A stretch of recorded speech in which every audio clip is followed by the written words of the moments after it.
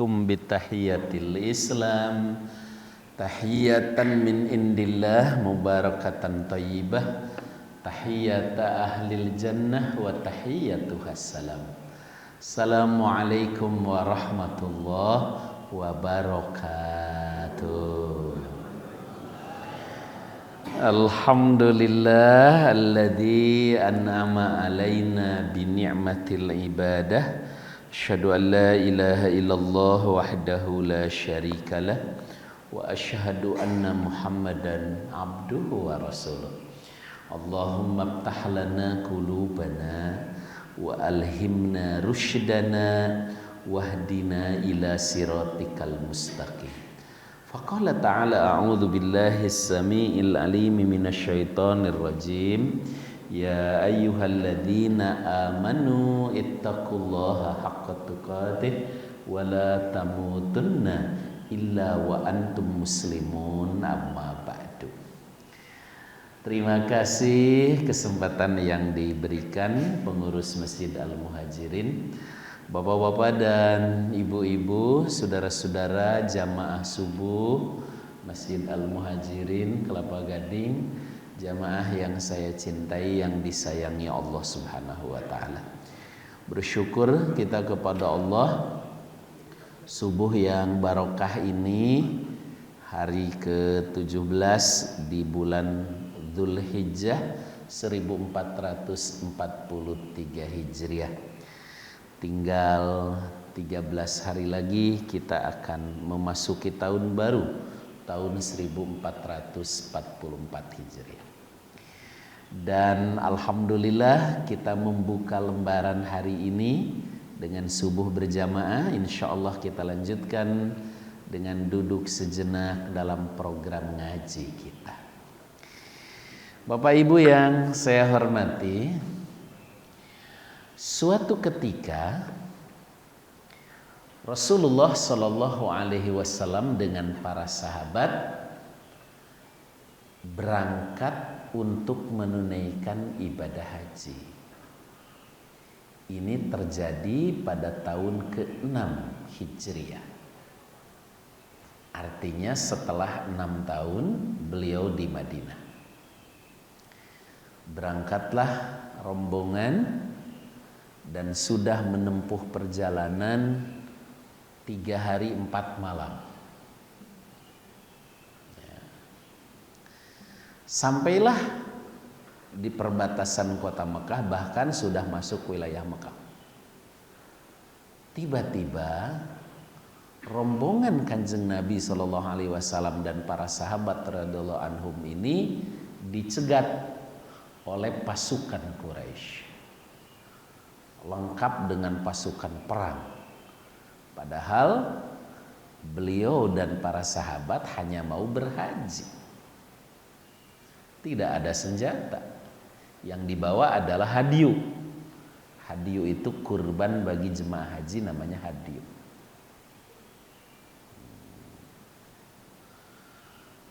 Dicegat oleh pasukan Quraisy, tidak boleh memasuki kota Mekah. Maka beliau dan para sahabat tertahan di situ. Terjadilah dalam sejarah yang disebut dengan perjanjian Hudaibiyah. Karena beliau tertahan, tempat itu namanya Hudaibiyah. Hudaibiyah itu jarak ke pusat kota Mekah ke Ka'bah itu 30 km. Nah, isi perjanjian Hudaibiyah itu sekilas merugikan. Yang pertama, Muhammad dan pengikutnya baru boleh berhaji 10 tahun kemudian. Yang kedua, kalau ada orang Mekah yang ke Madinah, wajib segera dikembalikan. Tapi kalau ada orang Madinah yang ke Mekah, tidak harus dikembalikan. Yang ketiga, harus terjadi gencatan senjata, tidak boleh ada konflik sampai 10 tahun ke depan. Isi perjanjian Hudaybiyah ini sekali lagi sekilas nampaknya merugikan kaum muslimin. Tapi yang aneh, Rasulullah SAW menerima begitu saja dan menandatangani perjanjian itu. Sampai-sampai seorang sahabat yang terkenal keras, tegas, Umar bin Khattab, memprotes kebijakan Rasulullah SAW. Kata Umar, alasna alal haq, alasta Rasulullah. Ini kalau bahasa kita ini songong gitu ya. Alasna alal haq, bukankah kita ini di jalan yang benar? Bukankah kita yang benar? Alasna Rasulullah, bukankah engkau itu Rasulullah? Sampai segitunya. Wajar kecewa, marah. Udah mau berhaji, udah pakai ihram, sudah ngambil mikot di Dzul Hulaifah, Bi'r Ali sekarang namanya. Sudah pakai ihram, sudah bawa hadyu, sudah berjalan 3 hari 4 malam, harus gagal berhaji. Jelas kecewa dan marah. Alasna Rasulullah, alasna alal haq. Beliau dengan tenang tetap menjawab, bala, ya saya Rasulullah, kita di jalan yang benar. Rupanya saking kecewanya para sahabat ini lupa kalau semua langkah-langkah Rasulullah SAW senantiasa dalam bimbingan wahyu Allah. Wa ma yantiqu 'anil hawa in huwa illa wahyu yuha.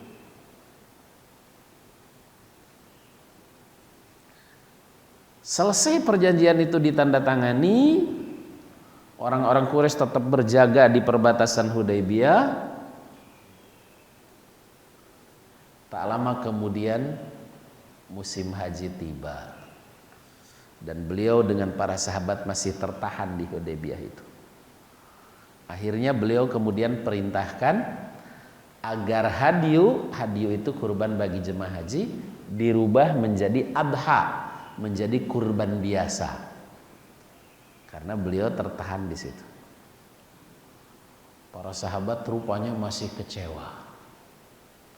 Beliau tidak menghiraukan, mereka tidak menghiraukan perintah Rasulullah SAW. Sampai akhirnya Ummu Salamah kemudian berkata, Ummu Salamah istri Rasulullah SAW yang saat itu membarengi Kanjeng Nabi. Kanjeng Nabi kalau mau bepergian biasanya istri-istrinya tuh dipilih siapa yang menemani. Nah pas di Hudaybiyah ini giliran Ummu Salamah. Begitu kalau stoknya lebih dari 1 Pak Idrus. Ummu Salamah kemudian memberikan saran, ya Rasulullah, kata Ummu Salamah, baginda tidak perlu berkata-kata. Tunjukkan aja potong depan mereka, nanti mereka juga akan mengikuti. Rasulullah SAW mengikuti saran Ummu Salamah, lalu beliau mengambil hadyunya, disembelih di depan para sahabat, jadilah adha, kurban biasa. Dan benar, akhirnya mereka mengikuti. Jadi sebenarnya hadis yang menyatakan 1 sapi untuk 7 orang itu di situ, di Hudaybiyah. Naharna ma'a Rasulullah SAW amal Hudaybiyah Al-Baqarah an sab'in. Kami kolektif kurban bersama Rasulullah SAW pada tahun Hudaybiyah 1 ekor sapi untuk 7 orang. Ya, kalau nggak ada peristiwa itu, kita kurbannya kambing semua. Nah, alhamdulillah berkat peristiwa itu, ya kita bisa kolektif 1 sapi untuk 7 orang dan nilainya sama. Bismillah, sekedap.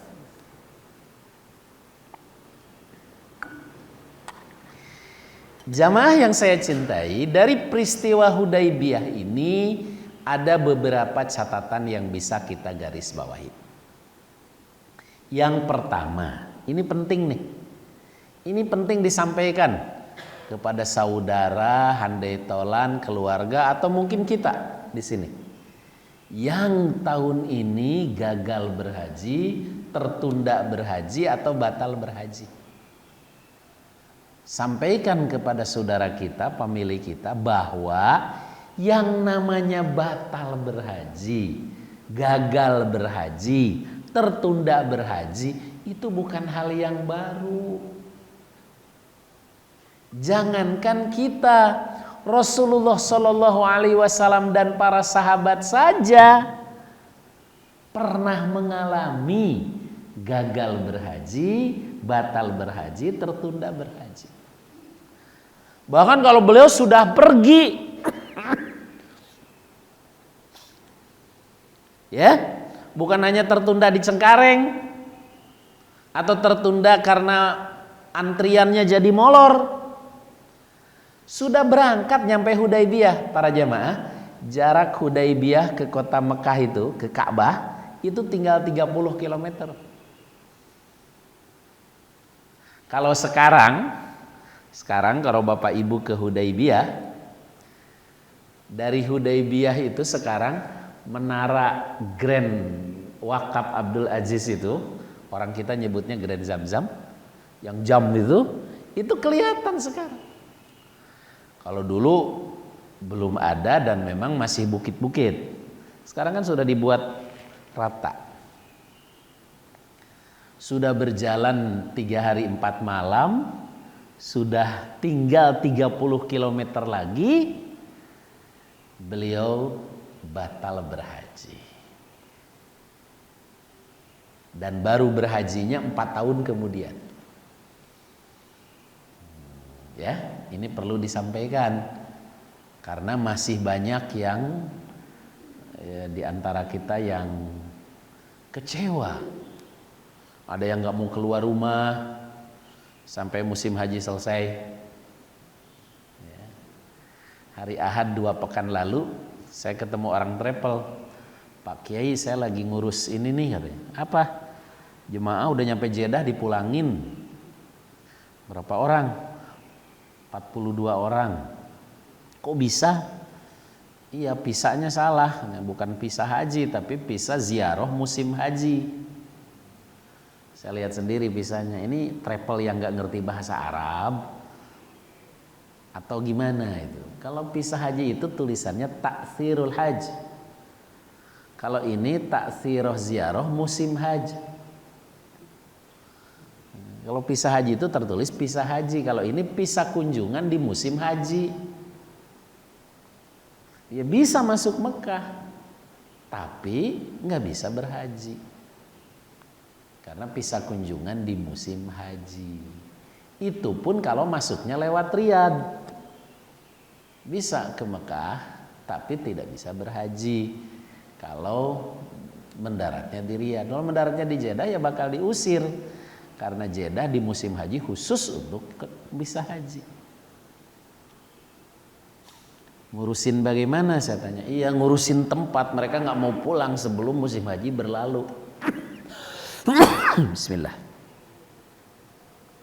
Kenapa izin? Kenapa harus malu? Namanya musibah bukan harus malu. Harus sabar dan diambil pelajaran. Yang namanya gagal berhaji itu bukan hal yang baru. Rasulullah dan para sahabat aja pernah mengalami. Beliau mah udah nyampe Hudaybiyah tinggal 30 kilo. Ini baru nyampe Jeddah dipulangnya. Ada lagi 4.000 pisapu roda yang memang gagal berangkat karena pisahnya tidak keluar. Itu cuma penyebab. Pisah nggak keluar, antrian jadi lebih panjang, pisah salah, itu hanya penyebab. Adapun ya kegagalan berhaji itu tentu ada rahasia Allah di sana. Maka mensikapinya sabar dan ambil pelajaran. Karena kalau niat kita lurus, kalau niatnya ikhlas, tetap oleh Allah dicatat pahala berhaji. Ada kisah menarik, seorang ulama kaya namanya Abdullah bin Mubarak. Suatu ketika Abdullah bin Mubarak berangkat haji dengan keluarganya. Di perjalanan beliau menemukan ada beberapa rumah tak laik dan penduduknya memang sangat miskin serba kekurangan. Apa yang dilakukan Abdullah bin Mubarak? Beliau memperbaiki rumah-rumah itu dan bekal yang untuk berhajinya itu diberikan kepada penduduk di perjalanan itu sampai habis. Dan kemudian Abdullah bin Mubarak pulang tidak jadi melaksanakan ibadah haji. Anaknya protes. Kalau bahasa kita, apa-apaan nih? Kok bekal malah dikasih ke orang? Kita jadi gagal berhaji. Apa jawab Abdullah bin Mubarak? Hada haji mabrur hakikian.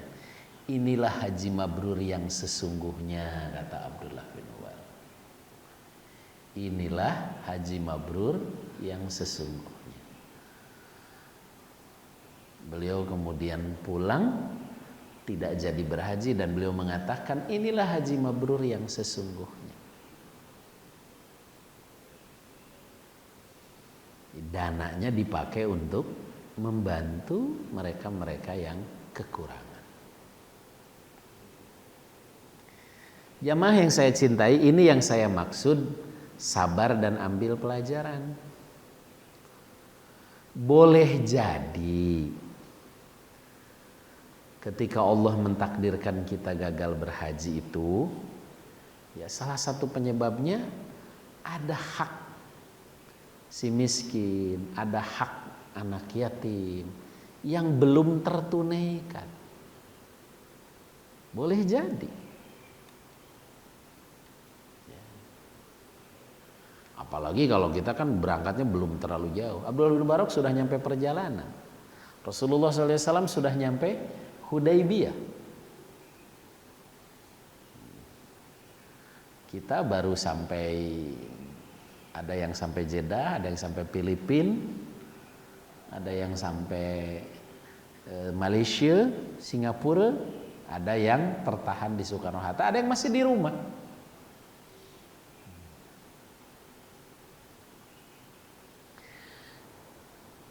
Ada saudara kemarin dari Bandung, dia berangkat Puroda. Berapa bayarnya Pak Jidrus? 430 juta. Jadi berdua berarti berapa? 860 juta. Berangkat sih, tapi ya segitu harganya gitu. Hampir setengah M ya seorang. Kalau dengan bekal segala macam ya setengah M seorang berarti. Dikomentari sama teman dari Yordan, dia bilang, "Syekh, coba kalau yang 430 juta itu dia pakai untuk membantu rumah tahfidz, rumah Quran, membantu anak-anak yatim, membantu orang miskin, berapa orang yang dia bisa bantu?" Kalau haji kan cuma satu, pahala berhaji. Dan haji itu ibadah mahdoh yang sifatnya pribadi.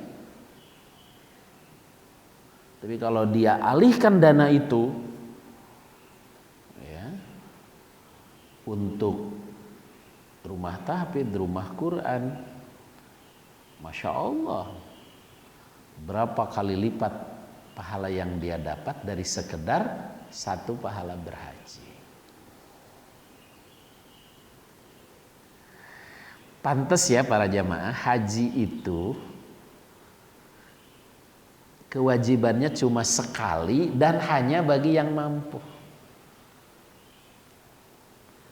Karena ternyata yang namanya mampu itu kalau sekarang bukan sekedar finansial.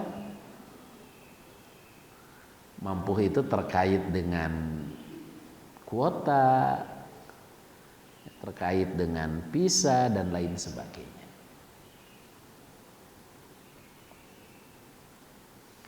Maka menarik juga kalau setiap orang yang tertunda berhaji mengambil pelajaran dari kegagalan itu. Maka tidak perlu malu. Habis Ustaz kan udah walimah safar katanya, malu sama tetangga. Loh, kenapa harus malu? Walimah safar sudah jadi amal soleh kok, ngasih makan ke orang. Justru kalau masih ada perasaan malu berarti belum sepenuhnya lillah, belum sepenuhnya karena Allah. Masih ada niatan-niatan lain.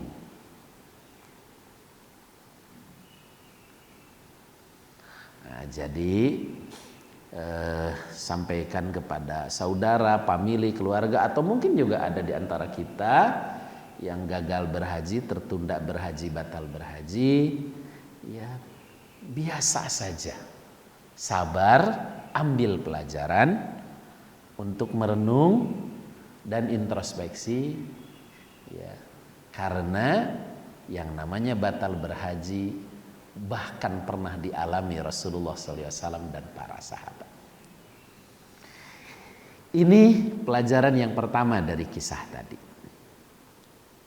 Yang kedua, dari peristiwa Hudaybiyah itu kita bisa ambil pelajaran betapa Rasulullah SAW dan setiap langkah-langkah beliau senantiasa dibimbing oleh Allah. Isi perjanjian itu para jamaah sekilas merugikan, tapi ternyata semuanya menguntungkan. Misalnya, dengan adanya perjanjian Hudaybiyah itu sudah kemenangan secara politik. Karena berarti keberadaan Rasulullah SAW dan para sahabat di Madinah itu sudah diakui oleh orang-orang Quraisy secara tidak sadar. Kan awalnya mereka menganggap Muhammad dan para pengikutnya ini pengkhianat yang lari dari Mekah gitu. Tapi dengan adanya perjanjian Hudaybiyah itu secara tidak langsung orang Quraisy mengakui pemerintahan Rasulullah SAW dan para sahabat di Madinah sebagai sebuah negara berdaulat dan sejajar dengan pemerintahan mereka di Mekah. Itu kemenangan politik yang pertama. Yang kedua, ketika orang-orang Mekah ke Madinah harus dibalikin, mereka lupa orang Mekah yang ke Madinah itu berarti masuk Islam.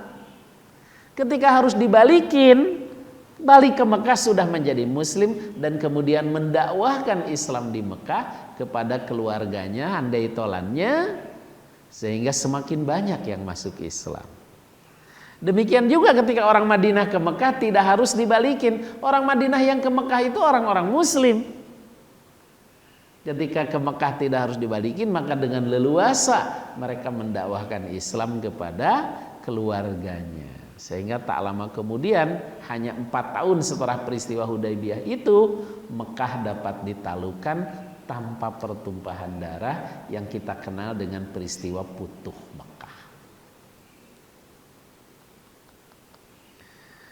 Sehingga akhirnya mereka sendiri yang melanggar perjanjian itu.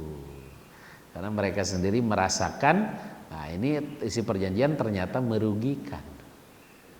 Dan akhirnya Rasulullah SAW ya bisa berhaji dengan para sahabat pada tahun ke-10 Hijriah karena perjanjian itu dilanggar sendiri oleh orang-orang Quraisy.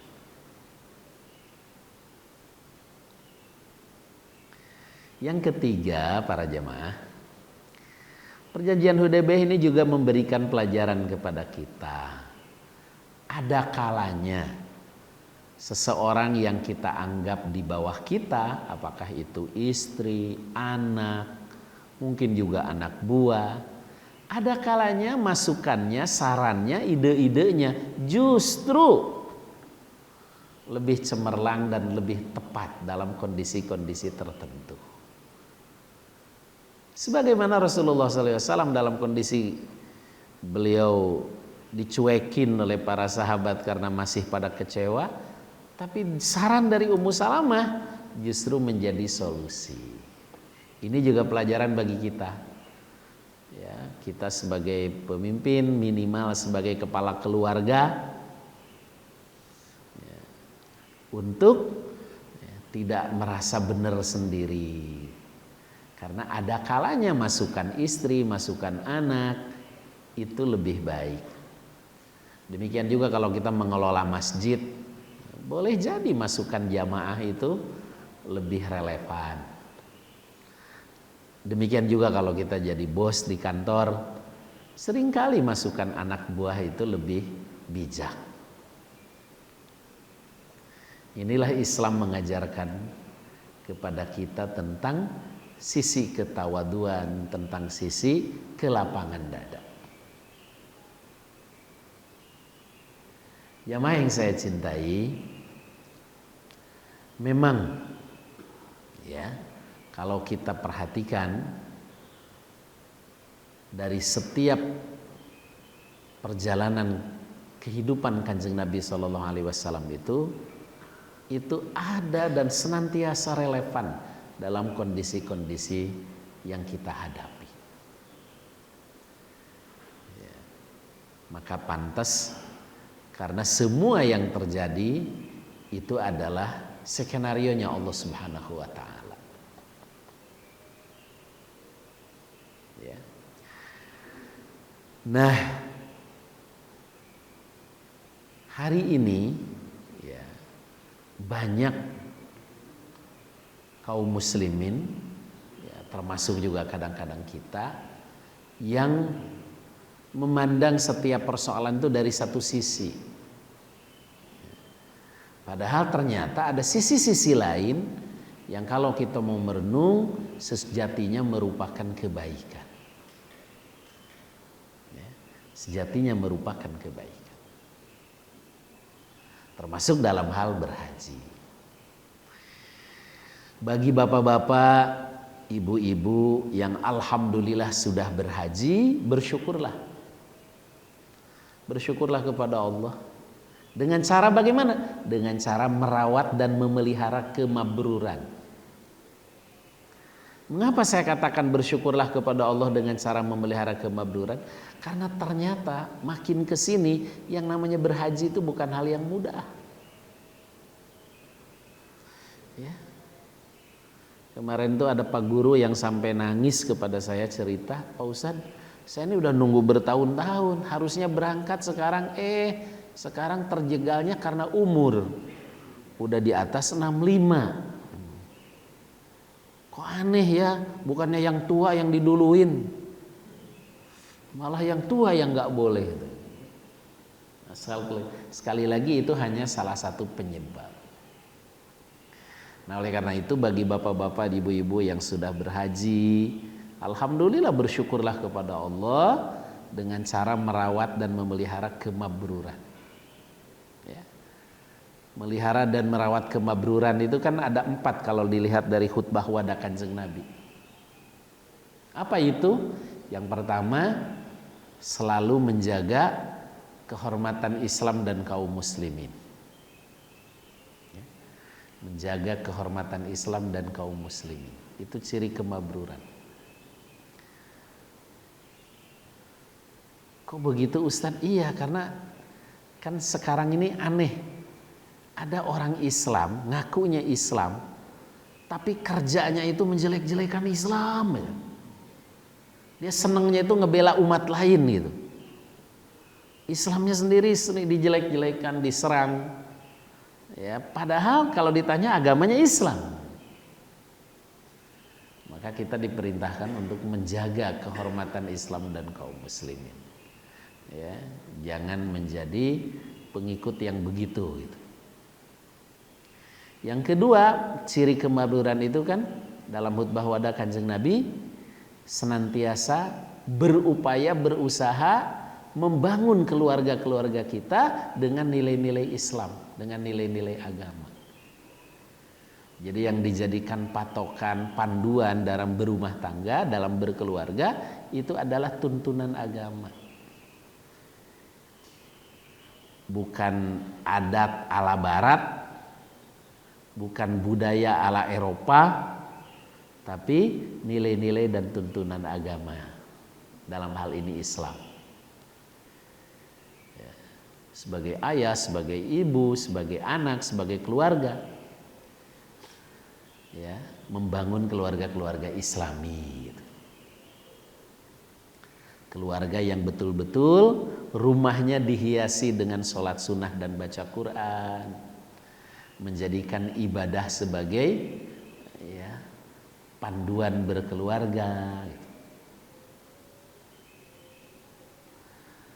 Lalu yang ketiga, ciri kemabruran itu adalah menghindari riba dan semua yang haram. Pesan Kanjeng Nabi dalam khutbah wada kepada semua yang sudah pernah hadir di Arafah, artinya sudah berhaji, untuk tidak ada urusan dengan yang namanya riba dan semua yang haram dalam mencari nafkah. Menjaga kehormatan Islam dan kaum muslimin, membangun keluarga-keluarga Islami dalam mencari nafkah, menghindari riba dan semua yang haram. Kenapa riba disebut secara khusus? Karena memang di antara dosa besar itu adalah riba. Dan yang keempatnya adalah ada andil, ada kontribusi, ada peran untuk mendakwahkan Islam. Maka minimal alumni haji itu orang-orang yang memakmurkan masjid. Ya. Minimal alumni haji itu aktif di pengajian. Minimal alumni haji itu menjadi pencinta-pencinta majelis ilmu. Itu minimal. Ada andil, ada kontribusi, ada peran dalam mendakwahkan Islam. Nah, bagi Bapak Ibu yang sudah berhaji, rawat dan jaga kemabruran haji dengan 4 hal ini. Memelihara kehormatan Islam dan kaum muslimin, membangun keluarga-keluarga yang Islami, menghindari riba dan semua yang haram dalam mencari nafkah, dan ada andil, ada peran, ada kontribusi dalam mendakwahkan Islam. Bagi yang belum berhaji, apakah karena tertunda atau memang belum daftar, dengan melakukan 4 hal tadi, itu artinya kita sudah berupaya ya, untuk memabrurkan diri sebelum berangkat. Jadi haji itu bukan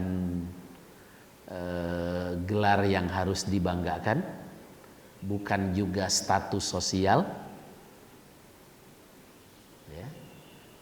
Tetapi sesuatu yang harus disyukuri, kita sudah menyempurnakan rukun Islam, tinggal bagaimana merawat kemabrurannya.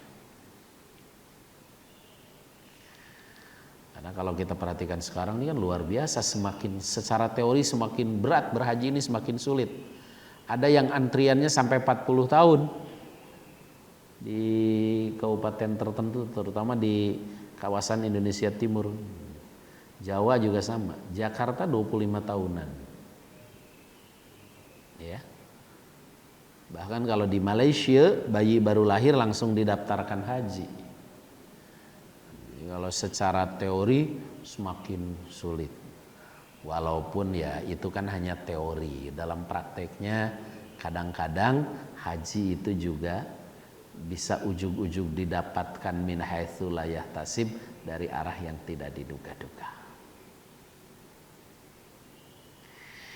Jamaah yang saya cintai, inilah tausiah subuh saya hari ini, ya sekaligus masih berkenaan dengan haji karena ini udah musim pemulangan nih, hari kedua pemulangan hari ini. Ya. Ada yang mau ditambahkan atau ditanyakan? Saya persilahkan. Ya. Waalaikumsalam warahmatullahi wabarakatuh.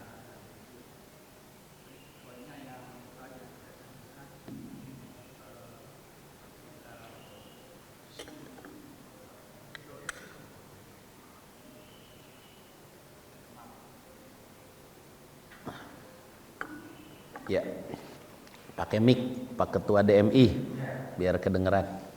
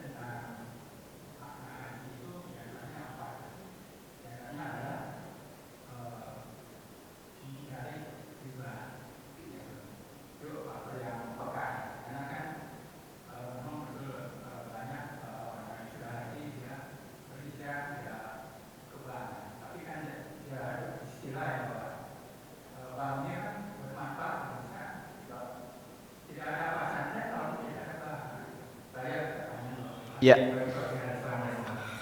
Waalaikumsalam warahmatullahi wabarakatuh. Waktu Rasulullah SAW dan para sahabat dalam peristiwa Hudaybiyah itu berangkatnya rata-rata naik onta. Belum ada Toyota waktu itu, jadi pakainya onta. Ya, rata-rata naik onta. Jadi kalau yang jalan itu biasanya gantian. Kalau yang gantian ada satu naik, satu berjalan untuk nanti tukeran gitu. Tapi prinsipnya mereka adalah naik onta. Dan setelah tertahan di Hudaybiyah, kemudian terjadilah perjanjian Hudaybiyah, lalu beliau tertunda di situ sampai datang musim haji lewat, ya akhirnya kembali ke Madinah untuk mentaati isi perjanjian itu. Namun alhamdulillah tak lama kemudian orang-orang Quraisy sendiri yang melanggar perjanjian itu.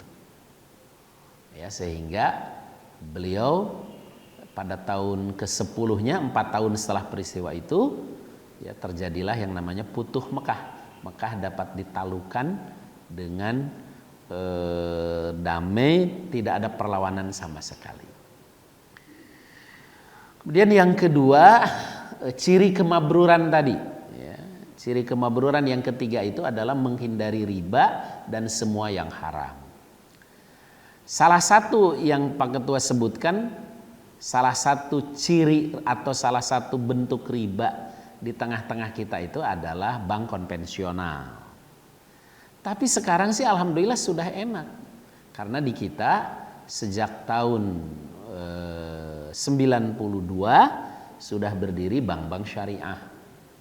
Walaupun belum sempurna, tapi setidaknya sudah berupaya untuk menghindari dari riba, maisir, dan gharar. Jadi kalau untuk sekarang mah sudah selesai pertanyaan Pak Ketua itu. Kenapa? Karena sekarang sudah ada bank-bank syariah. Bahkan sudah digabung sekarang namanya Bank Syariah Indonesia. Memang belum sempurna dalam artian bank sentralnya masih BI. Ya, kalau di Malaysia bank sentralnya sendiri yang syariah. Kalau di Timur Tengah tidak ada bank syariah karena semua bank sudah syariah.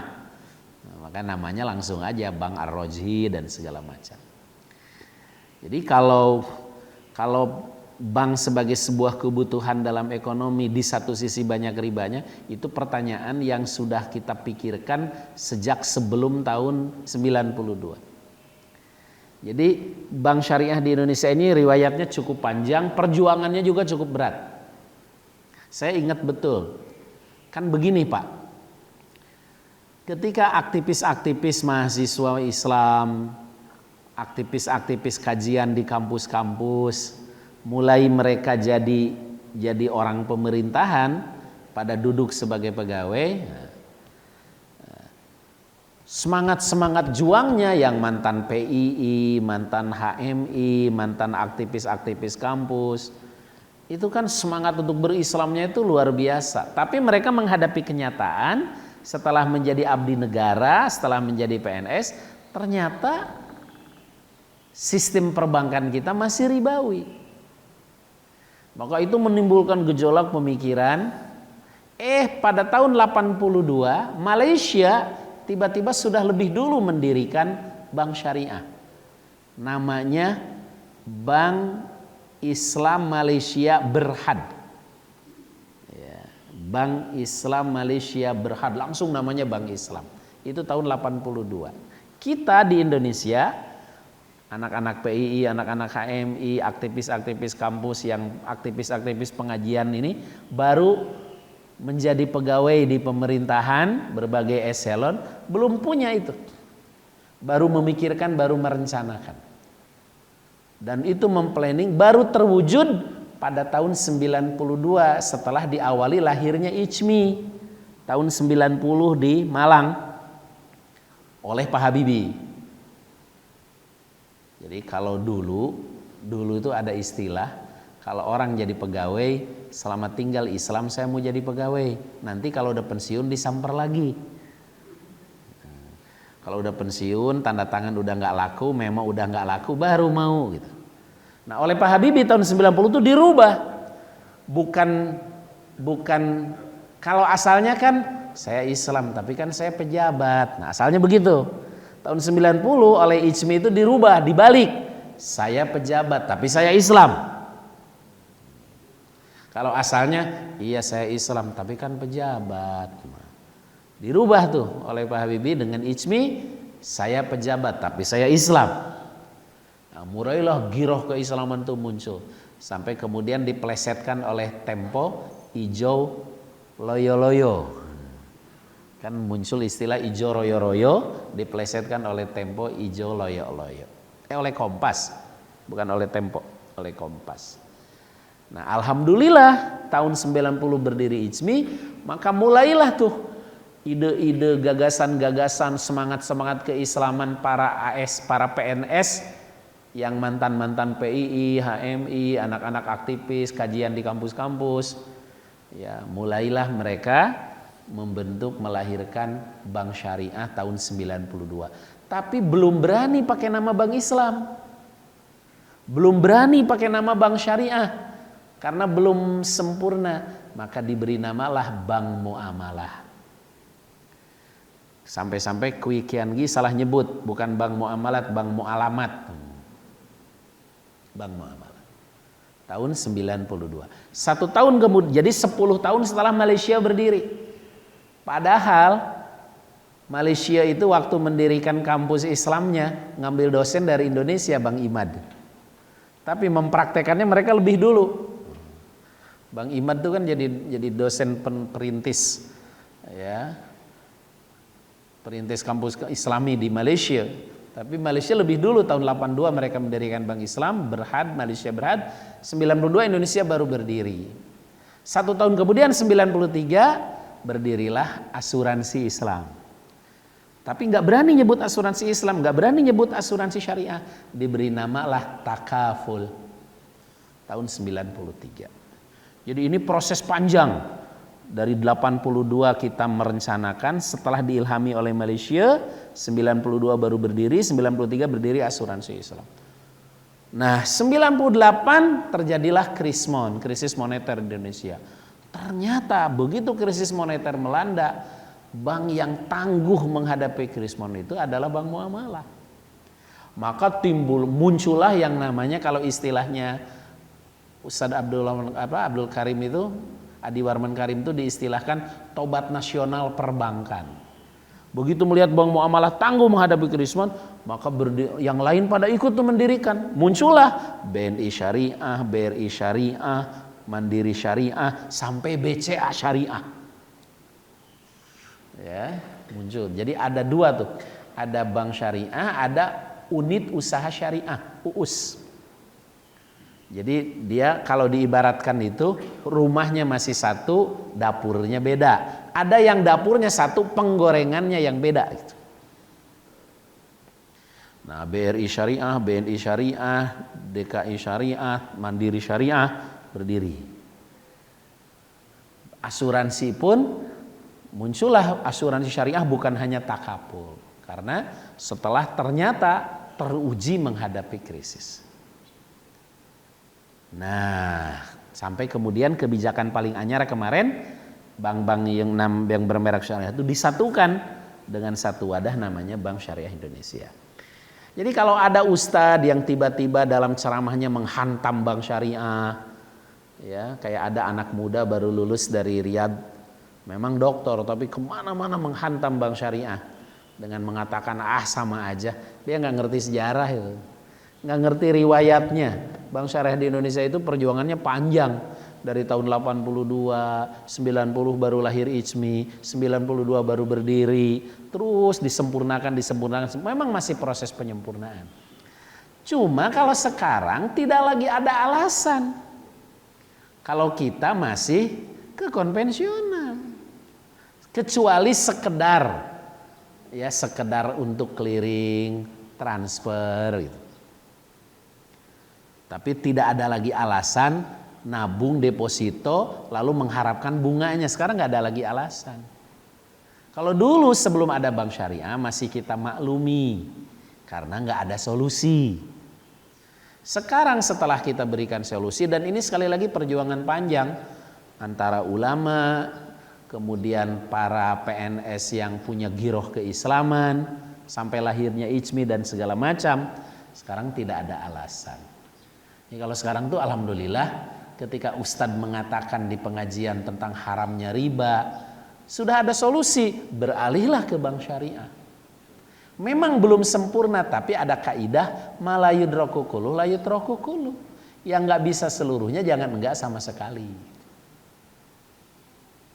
Maka kalau ada alumni haji tapi masih sengaja nyimpen duit pensiunannya di bank konvensional dengan berharap bunganya setiap bulan, itu nggak mabrur. Karena sekarang sudah ada solusi, sudah ada jalan keluar. Kalau dulu memang enggak. Ustadz, emang sama sekali nggak boleh pakai bank konvensional? Boleh sekedar untuk transfer, sekedar untuk clearing. Karena tidak berarti semuanya haram, enggak.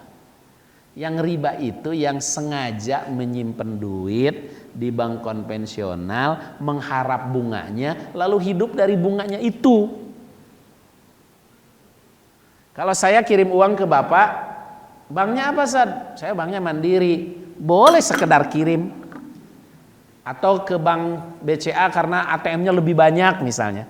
Sekedar untuk clearing itu tidak masalah.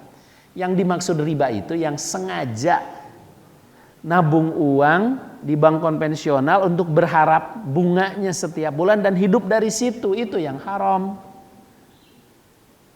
Apalagi kas masjid disimpan di situ. Makanya DMI kan mewajibkan untuk rekening DMI itu DKI Syariah. Jangan sampai kejadian kas masjid, dana umat disimpannya di mana? Di bank konvensional lalu menikmati bunganya. Nah, itu jangan sampai seperti itu. Ya. Ini hanya salah satu contoh merawat kemabruran tadi. Bagi kita, apalagi bagi yang sudah haji, kan sebagai bentuk kemabruran. Kalau yang belum haji juga mulailah beramal dengan sesuatu yang menunjukkan kemabruran. Kan indah, sudah mabrur sebelum berangkat. Kata Abdullah bin Mubarak tadi, ini mabrur yang sesungguhnya. Para jamaah kan sering dengar cerita itu kan. Cerita berapa orang yang haji tahun ini? Ada sekian ratus ribu. Enggak katanya, yang mabrur cuma 3 orang. Ternyata salah satunya yang tukang yang ngumpulin duit untuk berhaji tapi nggak jadi berangkat ketika duitnya diberikan untuk tetangganya yang terpaksa makan bangkai karena kelaparan. Pernah dengar cerita itu kan? Ternyata dia yang disebut mabrur oleh malaikat. Ya, jadi kisah-kisah ini penting direnungkan, itu apa, supaya jangan sampai ya kemudian kita itu ya asyik mengejar target ibadah pribadi tapi melupakan kewajiban yang berkaitan dengan kita juga yang ada di sekitar kita. Berdosa orang yang bisa umroh setiap tahun tapi tetangganya nggak makan karena lapar.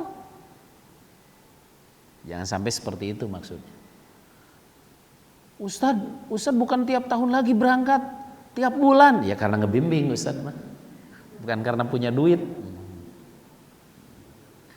Ya. Mana Ustaz Alinya nggak ada. Belum pulang. Haji ya? Alhamdulillah. Baik, jamaah yang saya cintai, inilah ngaji kita subuh ini. Ada pertanyaan lain? Cukup? Oh, silakan Pak. Waalaikumsalam warahmatullahi.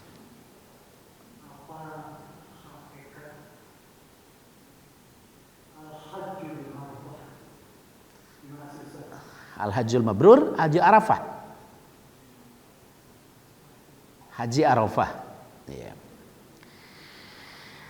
Hadisnya Al-Hajju Arafah, puncak haji itu wukuf di Arafah. Ya. Jadi kan begini, kalau umroh, ya, itu ibadah yang ditentukan tempat dan cara, waktunya bebas. Kita boleh umroh kapan saja, tapi tempatnya ditentukan. Ya, tawaf ya harus di Masjidil Haram, nggak boleh tawaf di Istiqlal. Sa'i ya harus di Safa Marwah, nggak boleh sa'i di Monas. Tempatnya ditentukan, caranya ditentukan, bagaimana tawaf, bagaimana sa'i, tapi waktunya bebas. Itu bedanya dengan sholat. Kalau sholat ditentukan waktu, ditentukan cara, tempatnya bebas. Kita boleh sholat di mana saja. Nah kalau haji ditentukan tempat, waktu, dan cara. Misalnya pertanyaan Bapak tadi, Al-Hajju Arafah. Haji itu wukuf di Arafah. Karena wukuf itu ditentukan tempat, waktu, dan cara. Waktunya ya harus tanggal 9 Dzulhijjah. Tempatnya ya harus di Arafah. Makanya Arafah disebut kota sehari dalam setahun. Karena di Arafah itu satu-satunya kota sehari dalam setahun, tempat yang cuma sehari aja dalam setahun, yaitu tanggal 9 Dzulhijjah. Itulah saat jemaah haji melaksanakan puncak daripada ibadah haji, yaitu wukuf. Wukuf itu dari kata-kata berdiri untuk berdoa. Walaupun dalam prakteknya tidak mesti selalu berdiri, bisa juga sambil duduk. Wukuf di Arafah itu waktunya ditentukan dari pada tanggal 9 Dzulhijjah, caranya ditentukan. Kita berada di Arafah untuk berdiri ataupun duduk berdoa dari mulai ba'da zuhur sampai maghrib. Tempatnya ya harus di Arafah sana, nggak boleh wukuf di Senayan. Ya, nanti kalau wukuf di Senayan, sa'i di Monas, lontar jumrohnya,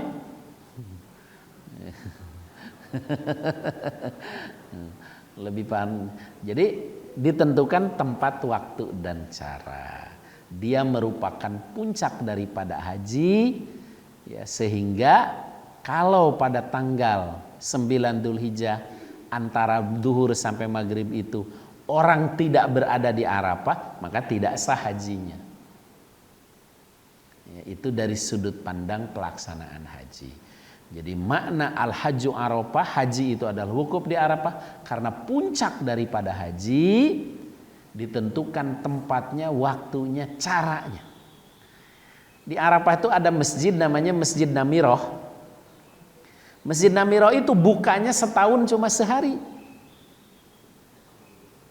Pada tanggal 9 Dzulhijjah. Dan sholat di sana hanya ada satu kali, 2 waktu. Maaf, 1 waktu 2 kali.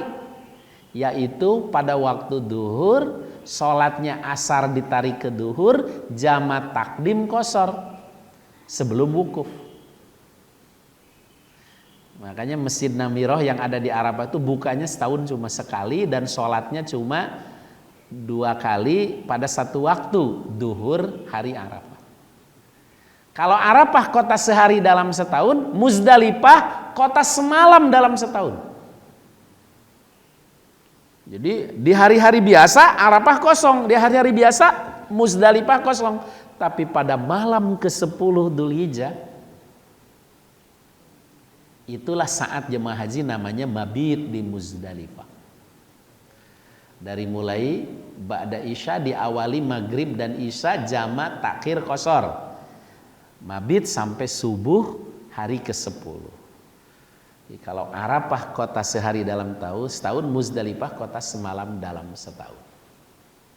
Ya.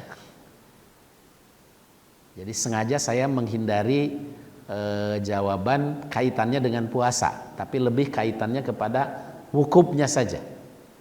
Karena wukuf di Arafah itu adalah hari Arafah, hari di saat jemaah haji wukuf pada tanggal 9 Dzulhijjah. Waktu, tempat, dan caranya ditentukan, itulah puncak daripada haji. Bersyukurlah yang sudah pernah wukuf di Arafah. Mari kita jaga kemabruran haji kita dengan menjaga 4 hal tadi. Memelihara kehormatan Islam dan kaum muslimin. Harus marah kalau Islam dilecehkan. Harus merasa sakit kalau umat Islam dinista. Yang kedua, bangun keluarga-keluarga Islami. Anak kita, cucu kita. Wariskan Islam itu kepada turunan kita. PKI aja mewariskan ideologinya kepada anak-anaknya. Masa kita tidak mewariskan Islam kepada anak-anak kita? Masa anak kita tidak bangga menjadi seorang muslim? Orang aja bangga jadi anak PKI, kita juga harus, anak kita harus bangga menjadi seorang muslim. Jauhi riba dan semua yang haram. Ya, riba hanya disebut sebagai salah satu contoh haram yang paling berat, masih banyak yang lain, maisir, goror, dan segala macam. Dan yang keempatnya, ada andil, ada kontribusi dalam dakwah. Memakmurkan masjid, mendakwahkan Islam, ya, rumah Quran, dan lain sebagainya. Kita rawat kemabruran kita sampai meraih mabrur itu hanya sekali haji, tapi menjaga kemabruran sampai kita kembali ke perut bumi. Meraih mabrur di tanah suci, menjaga kemabruran di tanah abadi sampai ke tanah abadi. Subhanaka Allahumma bihamdik, asyhadu an la ilaha illa anta, astaghfiruka wa atubu ilaik. Allahumma ij'alna hajjan mabrura wa dhanban maghfura wa sa'yan mashkura wa tijaratan